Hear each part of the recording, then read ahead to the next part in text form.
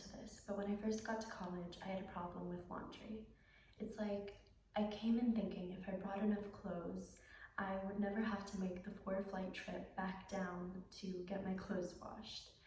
And there was my laundry basket getting heavier and heavier with t-shirts as I kept getting those free ones on campus. And I didn't have to look at it or think about it until it started to affect me, and I had no more clothes to get me by. So when I finally made the 4-flight trip, getting up and down those stairs was exceptionally harder than if I recognized the issue earlier. I think we all have those issues. We can get by with ignoring them because they don't necessarily affect us right now. But as a community of people who share the same country, inhabit the same world, it is no big thing to say all our lives would be improved if we together stop turning a blind eye to some of the most prevalent issues in our society. There's this way of thinking about racism that is being popularized called the colorblind mentality.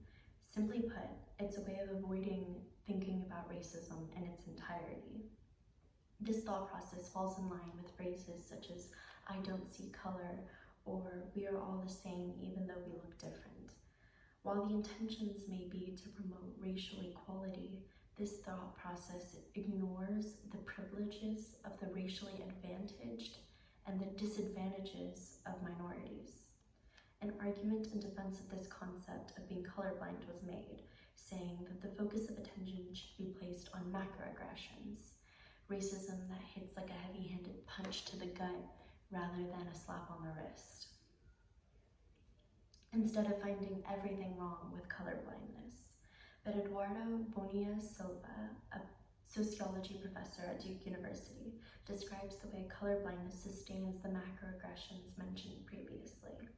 The consequences of the idea of colorblindness is that it legitimizes specific practices that maintain racial inequalities in our society today, such as the growing disparity of school discipline between races, police brutality, voter disenfranchisement, and many others, because without races, those problems simply don't exist.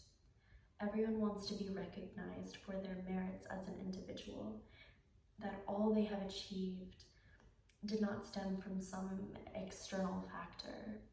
Whites are more often than not allowed to be identified as these kinds of individuals, and colored people grow up knowing that they will be judged as a collective. From my high school, there's this guy, Tyler, who got into UCLA because he was very smart and he worked really, really hard. And Sarah Choi got into Duke because she was naturally gifted and her immigrant parents expected her to, or that's the way the rumors went. Colorblindness projects the thought that everyone is seen as the individual that they are, and it's not that that isn't a nice sentiment, it's that it just isn't true. This way of thinking can lead to implicit bias. Failure to see and acknowledge racial differences makes it difficult to recognize the unconscious biases people tend to have. For example, in education, Black students in the United States are subject to disciplinary action at rates much higher than their white counterparts, creating what is referred to as the school-to-prison pipeline.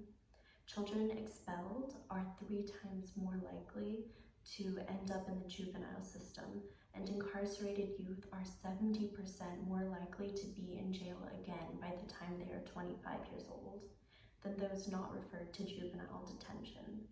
This issue becomes more prevalent as schools have started outsourcing school discipline to the juvenile justice system, and it disproportionately affects Black kids. This is not solely the issue of implicit bias. Really, this idea of being colorblind stems from how much someone can afford to ignore.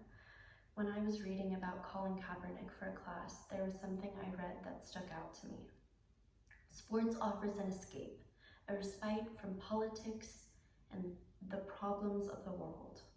I don't want to turn to the sports page and get lectured on race relations. I thought it was funny. because even a guilty pleasure show such as the Bachelor franchise can't escape politics and the fact that they've never had a Black Bachelor, or an Indian one to that point, which I would also very much love to see.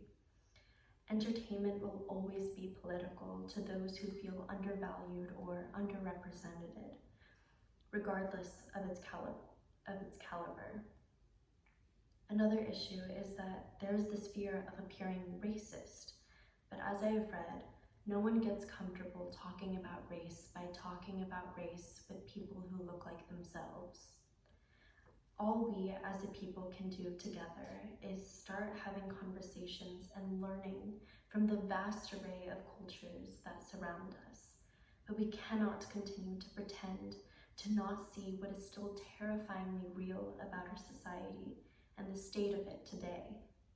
Whether it be race relations, the coronavirus, overflowing laundry, there is not a single issue in this world that can be fixed or improved without first recognizing that it is a problem.